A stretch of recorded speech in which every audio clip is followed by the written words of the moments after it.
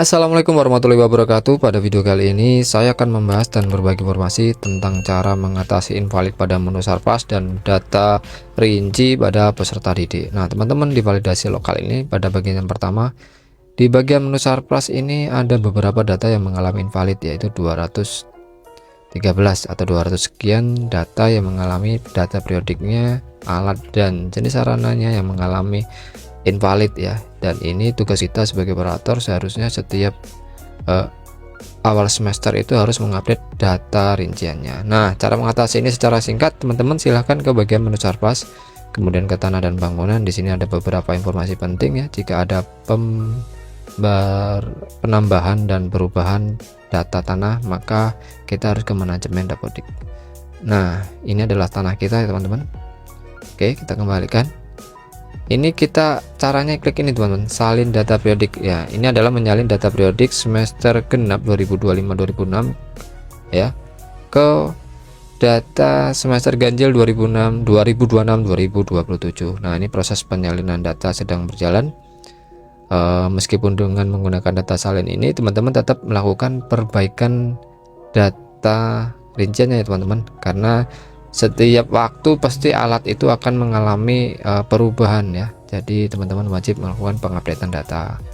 Nah, ini hanya cara untuk mengejar target untuk melakukan sinkronisasi aplikasi dapodiknya. Nah, setelah melakukan salin data ke bagian menu Sarpras, nanti teman-teman silakan kembali ke menu validasi untuk melakukan refresh pada data invalidnya. Kita ke menu validasi lokal, kemudian di sini bagian menu Sarpras kita lakukan refresh, maka invalidnya akan hilang secara singkat. Nah, dengan catatan nanti teman-teman melakukan perbaikan kembali. Nah, pada bagian yang kedua kita akan mengatasi invalid pada data rinci atau data periodik peserta didik teman-teman. Nah, di sini setiap awal semester atau setiap rilis aplikasi dapodik, maka data periodik untuk data rinci untuk peserta didik itu akan mengalami invalid ya, butuh pembaruan atau pengupdatean data. Nah, di bagian ini kan sudah teman-teman, Sarpras juga sudah. Kemudian ke menu peserta didik. Nah, di menu peserta didik ini ada sekitar 8 nih terbaca di sini. Kalau banyak siswanya juga berbeda teman-teman. Nah, ini data rinci peserta tersebut masih kosong. Nah, ini caranya juga sama sebenarnya teman-teman. Kita bisa menyalinnya dengan catatan nanti kita melakukan perbaikan untuk pengupdatean data pada siswa tersebut. Nah, kita ke menu peserta didik, kemudian di sini teman-teman ada menu salin data periodik.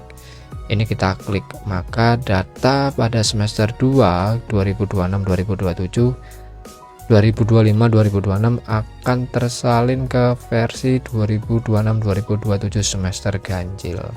Nah, ini sukses nih. Nah, jika sudah seperti ini teman-teman, langsung saja ke menu validasi lokal, nanti kita cek, maka invalidnya juga akan hilang. Namun dengan catatan teman-teman harus melakukan pengupdatean dan perubahan data sesuai dengan yang terjadi untuk saat ini. Kita klik refresh, maka invalidnya berganti peserta didik belum masuk ke rombongan belajar dan berkaitan dengan rombongan belajar yang masih kosong. Nah, seperti ini.